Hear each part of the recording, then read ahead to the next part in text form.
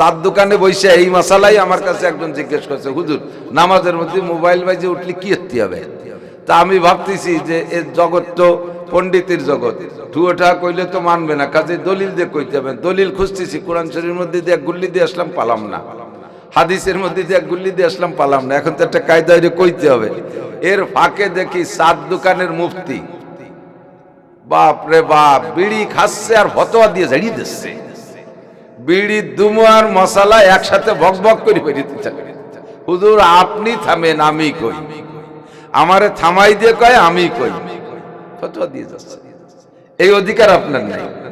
এটা আল্লাহ তাআলা কোরআন শরীফে কে ফতোয়া দেবে, নতুন মশালা বানাইতে হলে কে বানাবে, এটা আল্লাহ তাআলা শিখিয়ে দিয়েছে কোরআন শরীফে। তাড়াতাড়ি ওযু বানাইয়া জামাত ধরবে বিদায় যে ঢুকে দাঁড়াইছে, ওনার সে মোবাইল বন্ধ হতে মনে নাই। আর ওনার মোবাইলও বাংলাদেশের জাতীয় সঙ্গীত রিংটন।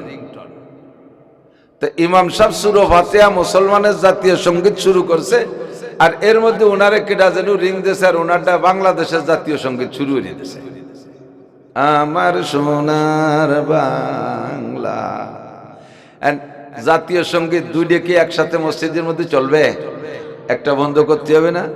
তো ইমাম সাহেবকে কি বলা যাবে, আমি ইমাম সাহেব একটু কিরাতটা থামান, আমারটা শেষ হোক। কারটা বন্ধ করতে হবে, আপনারটা বন্ধ করতে হবে, ঠিক না? তাই এই বন্ধ করা একটা মসজিদে নামাজরত অবস্থায় মোবাইল বন্ধ করা একটা মাসআলা। এটা বন্ধ করা যাবে কি যাবে না? নামাজের ভিতরে নির্দিষ্ট স্থান থেকে হাত সরাইয়া নামাজ ছাড়া বাহিরের কোনো কাজ করতে গেলে তার নাম হলো আমলে কাসির। তার নাম কি?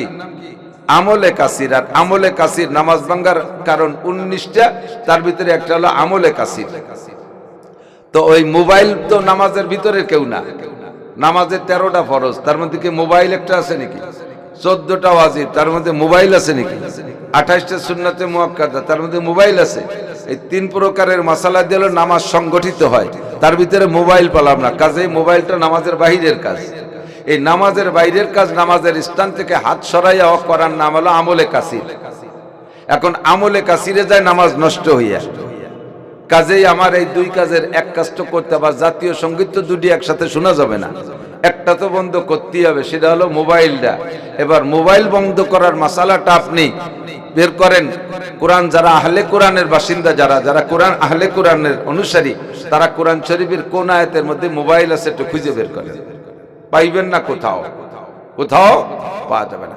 এবার কোরআন আহলে কোরআন আল্লাহরা পাইলেন না, আহলে হাদিস যারা শুধু সহিহ হাদিস থেকে মাসালা বলতে চান, আপনিও খোঁজেন তো বুখারী শরীফের কোন জায়গা মোবাইলের নাম লেখা আছে। আই ক্যান চ্যালেঞ্জ, বুখারী শরীফের কোন জায়গা মোবাইলের নাম নাই, মুসলিম শরীফেও নাই, তিরমিজি শরীফে নাই, আবু দাউদ, নাসাই, ইবনে মাজায় নাই, কোন হাদিসের কিতাবে মোবাইল নাই। আছে? কথা বলেন। আপনারা বললেও বলতে পারবেন নাই, কারণ সে আমলে মোবাইল ছিল না, মোবাইল নাই। তাহলে এবার আপনি মোবাইলের মাসালা হাদিসের মধ্যে বের করেন, কোথায় পাবেন?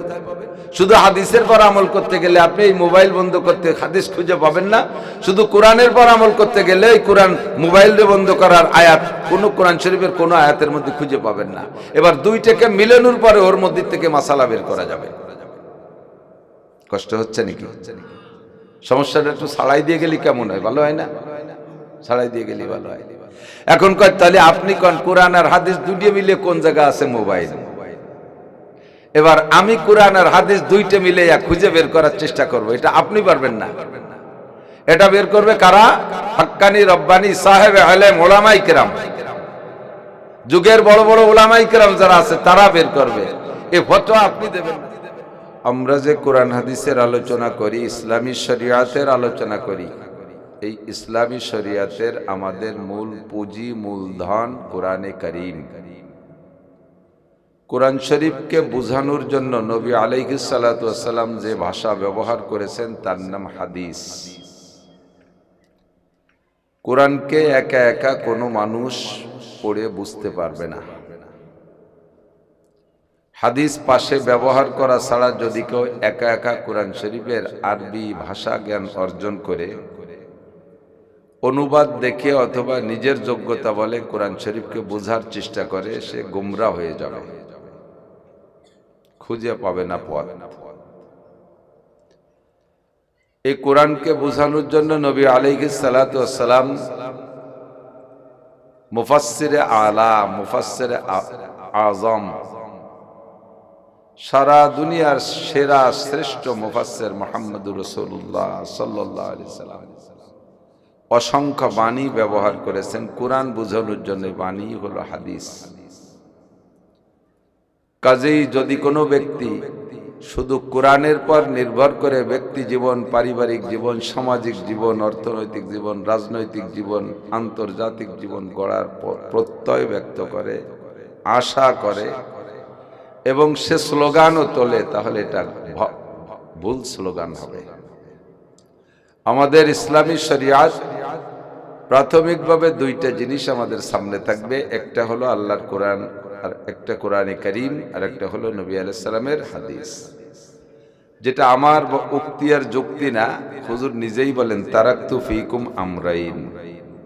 হুজুর কি বলেছেন? ছেড়ে রেখে গেলাম তোমাদের জন্য দুইটা জিনিস। কয়টি বলবেন না আমার সাথে? একটু মস্ক করেন, বিরক্ত করবো, যাতে নাড়াচাড়া দিয়ে একটু কথাবার্তার সাথে থাকলে ঘুম না এসে যায়। এ জায়গা ঘুম আসার খুব একটা কায়দা আছে।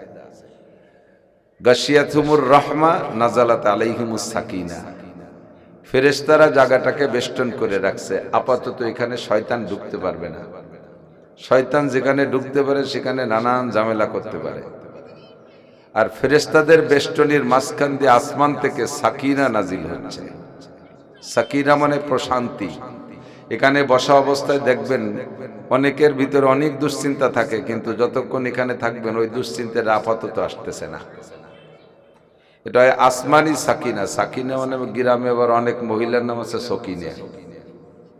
এই সকিনেও সাকিনার থেকে রাখছে, কিন্তু কইতে দিছে না বলে সকিনে কয়।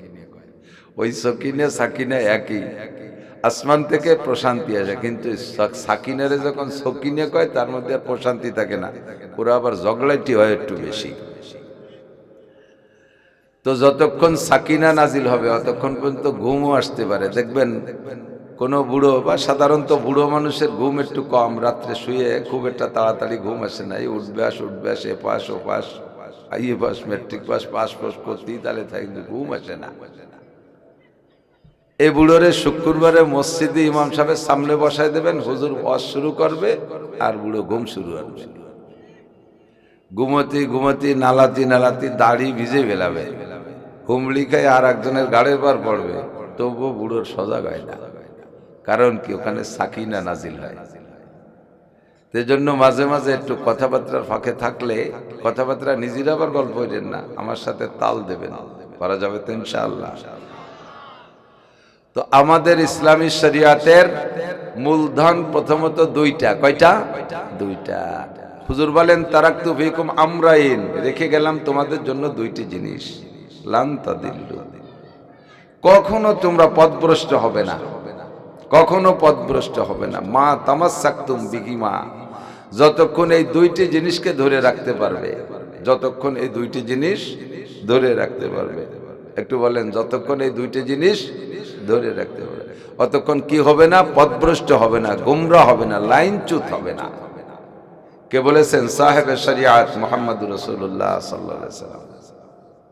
হুজুর যাহা বলেছেন তা সত্য না মিথ্যা? তো হুজুর বললেন কয়টি? দুইটি। একটা হলো কিতাব আল্লাহ আর একটা হলো সুন্নতি। কোন কোন ইবারতে বলে সুন্নাত রাসূলি। তো কিতাব আল্লাহ, হুজুর যেহেতু নিজে বলতেছেন কাজে ইবারত বেশি আসাহ হবে। কিতাব আল্লাহ ওয়া সুন্নতি, আল্লাহর কিতাব আর আমার সুন্নাত, দুইটা জিনিস, একটা আল্লাহর কিতাব আর একটা আমার সুন্নাত। দুইটা জিনিস ধরে রাখলে পথভ্রষ্ট হবে না। তাহলে দুইটার একটা ধরলে আর আরেকটা ছাড়লে পথভ্রষ্ট হওয়ার সম্ভাবনা থাকে কিনা? বোঝে নাই। দুইটা ধরলে পথভ্রষ্ট হবে না, দুইটার একটা ধরলাম আর একটা ধরলে আরেকটা ছেড়ে দিলাম, পথভ্রষ্ট হওয়ার সম্ভাবনা থাকবে, অবশ্যই থাকবে, ঠিক না? যদি বলি কোরআনের আইন বাস্তবায়ন করো, তাহলে একটা ছেড়ে দেওয়া হলো। যদি বলি আহলে হাদিস, হাদিসের আইন বাস্তবায়ন করো, তাহলে কোরআন ছেড়ে দেওয়া হলো। একদল আছে আহলে কোরআন, তারা হাদিসকে বিশ্বাস করে না, এরাও পথভ্রষ্ট হয়ে গেছে। ওরা কয় নামাজ, দৈনন্দিন নামাজ 3 ওয়াক্ত, কোরআন শরীফ একা একা হাদিস বাদ দিয়ে পড়া শিখছে। ওখান থেকে তর্জমা করে মশালা বের করতে যে খুঁজে দেখে কোরআন শরীফের ভিতরে নামাজ আছে 3 ওয়াক্ত। এ আহলে কোরআন, এরা আহলে কোরআনই একটা গ্রুপ বাংলাদেশে তৈরি হয়েছে। আর একদল আছে আহলে হাদিস, তারা শুধু হাদিসই খোঁজে আর সহি হাদিস খোঁজে। সহি হাদিস খুঁজছি খুঁজছি যাইয়া লাস্টে যাইয়া অনেক কিছুই খুঁজে পাবে না। শুধু হাদিসের মধ্যে সবকিছু পাওয়া যাবে না। এ জায়গা আবার কোরআনকে সাথে রাখতে হবে। যেমন একটা মাসালা বলি, আমি আলোচনার দিক চলে যাই। আগে, আজ থেকে 30 বছর আগেই, 30 বছর একটু দূর টাইম দিলাম, 30 বছর আগে কি প্রত্যেকের পকেটে পকেটে মোবাইল থাকতো? ছিল না। সেই সময় মোবাইলের সংক্রান্ত মসজিদের ভিতরে কোনো কাগজে লেখা থাকতো না যে মোবাইল বন্ধ রাখুন। দেখছেন নাকি? দেখেন নাই। ইদানিং মসজিদে এই লেখাগুলো দেখা যায় কিনা? যায়। তো মোবাইলটা কোরআন শরীফের ভিতরে কোনো জায়গা নাই, হাদিসের মধ্যেও নাই, কোরআনও নাই, হাদিসেও নাই। আহলে কোরআন আলা যদি এখন কোরআন দেখে মাসালা তৈরি করতে চান, তাহলে বলেন আপনার কোরআন শরীফে কোন জায়গা মোবাইল আছে? মসজিদে ইমাম সাহেব নামাজে দাঁড়াইছে, ইমাম সাহেব মাগরিবের সময়, মাগরিবের নামাজ অল্পক্ষণ আজানের পর, তো বেশি দেরি করে না, দাঁড়াই গেছে, ইমাম সাহেব সূরা ফাতিহা পড়তেছে, আলহামদুলিল্লাহি রাব্বিল আলামিন আর রহমানির রহিম। ইমাম সাহেব সূরা ফাতিহা। সূরা ফাতিহা হলো মুসলমানের জাতীয় সঙ্গীত। সূরা ফাতিহা কি? মুসলমানের জাতীয় সঙ্গীত। আর মুসল্লি উনি তাড়াতাড়ি ওযু বানাইয়া জামাত ধরবে বিদায় যে ঢুকে দাঁড়াইছে, উনার সে মোবাইল বন্ধ হতে মনে নাই। আর উনার মোবাইলও বাংলাদেশের জাতীয় সঙ্গীত রিংটন। তো ইমাম সাহেব সূরা ফাতিহা মুসলমানের জাতীয় সঙ্গীত শুরু করছে, আর এর মধ্যে উনারে কেডা যেন রিং দিয়েছে, আর উনারটা বাংলাদেশের জাতীয় সঙ্গীত শুরু হয়ে দিয়েছে, আমার সোনার বাংলা। জাতীয় সঙ্গীত দুইটা কি একসাথে মসজিদের মধ্যে চলবে? একটা বন্ধ করতে হবে না? তো ইমাম সাহেবকে কি বলা যাবে, আমি ইমাম সাহেব একটু কিরাতটা থামান, আমারটা শেষ হোক। কারটা বন্ধ করতে হবে? আপনারটা বন্ধ করতে হবে, ঠিক না? তাই এই বন্ধ করা একটা মসজিদে নামাজরত অবস্থায় মোবাইল বন্ধ করা একটা মাসআলা, এটা বন্ধ করা যাবে কি যাবে না? নামাজের ভিতরে নির্দিষ্ট স্থান থেকে হাত সরাইয়া নামাজ ছাড়া বাহিরের কোনো কাজ করতে গেলে তার নাম হলো আমলে কাসির। তার নাম কি? আমলে কাসির। আর আমলে কাসির নামাজ ভাঙ্গার কারণ 19টা, তার ভিতরে একটা হলো আমলে কাসির। তো ওই মোবাইল তো নামাজের ভিতরে কেউ না। নামাজের 13টা ফরজ, তার মধ্যে কি মোবাইল একটা আছে নাকি? 14টা ওয়াজিব, তার মধ্যে মোবাইল আছে নাকি? 28টা সুন্নাতে মুআক্কাদা, তার মধ্যে মোবাইল আছে। এই 3 প্রকারের মাসালা দিয়ে নামাজ সংগঠিত হয়, তার ভিতরে মোবাইল পেলাম না। কাজেই মোবাইলটা নামাজের বাহিরের কাজ। এই নামাজের বাইরের কাজ, নামাজের স্থান থেকে হাত সরাইয়া করার নাম হলো আমলে কাসির। এখন আমলে কাসিরে যায় নামাজ নষ্ট হইয়া। কাজেই আমার এই দুই কাজের এক কাজ তো করতে হবে। জাতীয় সঙ্গীত তো দুটি একসাথে শোনা যাবে না, একটা তো বন্ধ করতেই হবে, সেটা হলো মোবাইলটা। এবার মোবাইল বন্ধ করার মাসালাটা আপনি বের করেন। কোরআন যারা আহলে কোরআনের বাসিন্দা, যারা কোরআন আহলে কোরআনের অনুসারী, তারা কোরআন শরীফের কোন আয়াতের মধ্যে মোবাইল আছে একটু খুঁজে বের করেন। পাইবেন না, কোথাও পাওয়া যাবে না। এবার কোরআন আহলে কোরআন আল্লাহরা পাইলেন না, আহলে হাদিস যারা শুধু সহিহ হাদিস থেকে মাসালা বলতে চান, আপনিও খোঁজেন তো বুখারী শরীফের কোন জায়গা মোবাইলের নাম লেখা আছে। আই ক্যান চ্যালেঞ্জ, বুখারী শরীফের কোন জায়গা মোবাইলের নাম নাই, মুসলিম শরীফেও নাই, তিরমিজি শরীফে নাই, আবু দাউদ, নাসাই, ইবনে মাজায় নাই, কোন হাদিসের কিতাবে মোবাইল নাই। আছে? কথা বলেন। আপনারা বললেও বলতে পারবেন নাই, কারণ সে আমলে মোবাইল ছিল না, মোবাইল নাই। তাহলে এবার আপনি মোবাইলের মাসালা হাদিসের মধ্যে বের করেন, কোথায় পাবেন? শুধু হাদিসের পর আমল করতে গেলে আপনি এই মোবাইল বন্ধ করতে হাদিস খুঁজে পাবেন না। শুধু কোরআনের পর আমল করতে গেলে এই কোরআন মোবাইলে বন্ধ করার আয়াত কোন কোরআন শরীফের কোন আয়াতের মধ্যে খুঁজে পাবেন না। এবার দুইটাকে মিলানোর পরে ওর মধ্যে থেকে মাসালা বের করা যাবে। কষ্ট হচ্ছে নাকি? সমস্যাটা একটু ছাড়াই দিয়ে গেলে কেমন হয়? ভালো হয় না? ছাড়াই দিয়ে গেলে ভালো হয়। এখন কয় তাহলে আপনি কোন কোরআন আর হাদিস দুইটা মিলে কোন জায়গা আছে মোবাইল? এবার আমি কোরআন আর হাদিস দুইটা মিলে খুঁজে বের করার চেষ্টা করব। এটা আপনি পারবেন না, এটা বের করবে কারা? হাক্কানি রব্বানি সাহেব আলেম ওলামাই কেরাম, যুগের বড় বড় ওলামাই কেরাম যারা আছে তারা বের করবে। এই ফতোয়া আপনি দেবেন না। সাত দোকানে বসে এই মশালাই আমার কাছে একজন জিজ্ঞেস করছে, হুজুর নামাজের মধ্যে মোবাইল বাজে উঠলে কি হতে হবে? তো তা আমি ভাবতেছি যে এর জগৎ তো পণ্ডিতের জগৎ, টুয়োটা কইলে তো মানবে না, কাজে দলিল দিয়ে কইতে হবে। দলিল খুঁজতেছি, কোরআন শরীফের মধ্যে দিয়ে গুল্লি দিয়ে আসলাম, পালাম না। হাদিসের মধ্যে দিয়ে গুল্লি দিয়ে আসলাম, পালাম না। এখন তো একটা কায়দায় কইতে হবে। এর ফাঁকে দেখি সাত দোকানের মুফতি, বাপ রে বাপ, বিড়ি খাচ্ছে আর ফতোয়া দিয়ে ঝাড়িয়ে দিচ্ছে। বিড়ি দুমো আর মশালা একসাথে বক বক করে বেরিয়ে, হুজুর আপনি থামেন, আমি কই। আমারে থামাই দিয়ে কয় আমি কই, ফতোয়া দিয়ে যাচ্ছে। এই অধিকার আপনার নাই।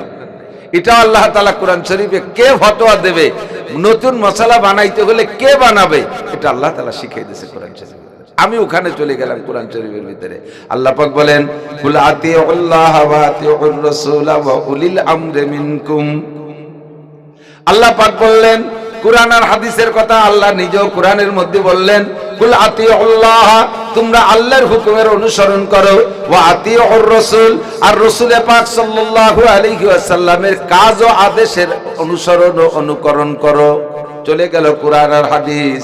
এবার আমার কাছে চলে আসছে মাসালা, ওয়া উলিল আমরি মিনকুম। আর যখন কোন মাসালা কোরআন আর হাদিসের ভিতরে সরাসরি নাম ধরে খুঁজে পাবা না, তখন তোমাদের হক্কানি রব্বানি উলামায়ে কেরামের শরণাপন্ন হও, তারা কোরআন হাদিসের মধ্যে থেকে খুঁজে মাসালাটা বের করে দিবে। এবার হক্কানি উলামায়ে কেরামের দায়িত্বে চলে আসছে এই মাসালা। এবার উলামায়ে কেরাম এই মাসালা খুঁজলো কোন জায়গায়? ডাইরেক্ট কোরআন শরীফের ভিতরে নাম দিয়ে মোবাইল নাই, ডাইরেক্ট হাদিসের মধ্যেও নাই। এবার হাদিস আর কোরআনকে মিশাইয়া ওর ভিতরে থেকে মাসালার খুঁজতে হবে অন্য কায়দায়। ইমামে আবু হানিফা রাহমাতুল্লাহ আলাইহির সময়, খেয়াল করেন, এই সবাই শুনতেছে? ইমামে আবু হানিফা রাহমাতুল্লাহ আলাইহির সময় একটা মাসালা সারা মধ্যপ্রাচ্য জুড়িয়ে ছড়াই গেছে, বাপ কেউ খুঁজে পাচ্ছে না মাসালাটা। ইস্তেফতা, ফতোয়া জিজ্ঞাসা, হুজুর রমজান মাসেই আসছে ফতোয়াটা,